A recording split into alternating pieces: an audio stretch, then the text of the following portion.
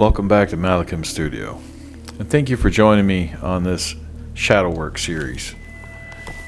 And it wouldn't be fair to you to talk about shadow work if I didn't walk you through some of my own, and I hope that by doing so it may help you to understand yours a little more, because we're only as powerful as magicians as we are integrated. And over the course of the last year, I have had to do a lot of integration work. Very deep, very powerful, but hopefully it will have results. So today I'm going to talk about something that I've personally been wrestling with for a long time. And it's a pattern that has shown up in my relationships and my friendships and how I see myself. It's the deep and sometimes desperate need to feel chosen. Maybe you can relate.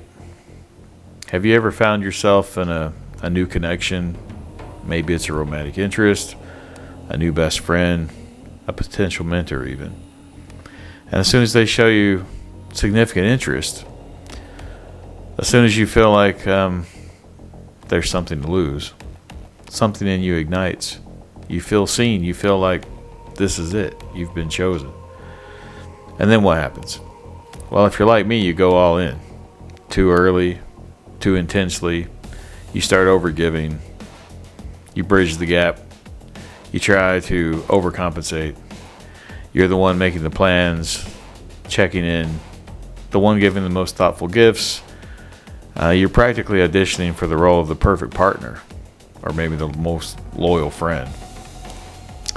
But all in this hope, this unspoken prayer, that if you somehow give enough of yourself, you can keep the bond alive and they won't leave, and that you will remain chosen.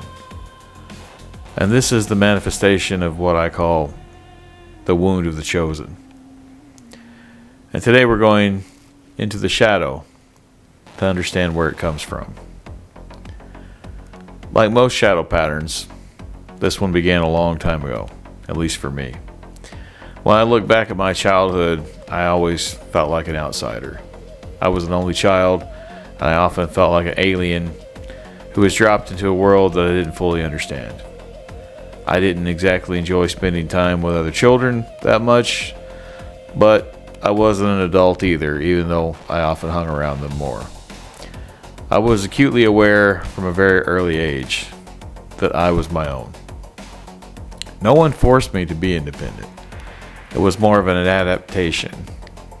I understood early, far too early, and at a primal level, that if I didn't learn how to do things for myself, there might come a time when no one would be there to save me. I would often go into panic attacks when my parents were late coming home from work because I was afraid I would be on my own. But my independence wasn't a choice. It was a survival mechanism for a very lonely child. And on top of that, school was hard. I was made fun of a lot for my weight issues. It only deepened the sense of alienation. I felt flawed, and I felt like something was wrong with me. And that's why I wasn't picked. So I did what a lot of lonely children do, and I dreamed. I fantasized. And my biggest fantasy was about finding that special person. My person. It would be us against the world. I used to watch romantic comedies as a 12-year-old and fantasize about the perfect relationship. No more alienation. No more being the outsider. And if there was an undercurrent of a past life connection, boy, that really got me, because then it felt like it was destiny. So I began to tie my entire sense of worth and my very identity around being chosen by another. And this is the wound. It's a deep fear that I am fundamentally unlovable, unwanted, or flawed. When I am chosen, it momentarily soothes that fear, and it validates that I am, in fact, worthy. But the problem is that this validation is external. It's coming from another person and not from within me. And it's like pouring water into a bucket with a hole in the bottom. The high of being chosen is wonderful, but as soon as the other person pulls back, or they're busy, or just acts like a normal separate human being, that fear can rush back in. And you can overthink things, and you can overcompensate, or you might overreact. Overgiving isn't love, it's a transaction. If I'm offering you my heart, my time, and my devotion in exchange for the safety of being chosen, I'm trying to control the outcome because I'm so terrified of returning to that place of alienation. And that makes any relationship too heavy. It puts too much weight on a singular thing. But this is the shadow at work. A child's survival strategy playing out in an adult body. So, how do we work with this wound?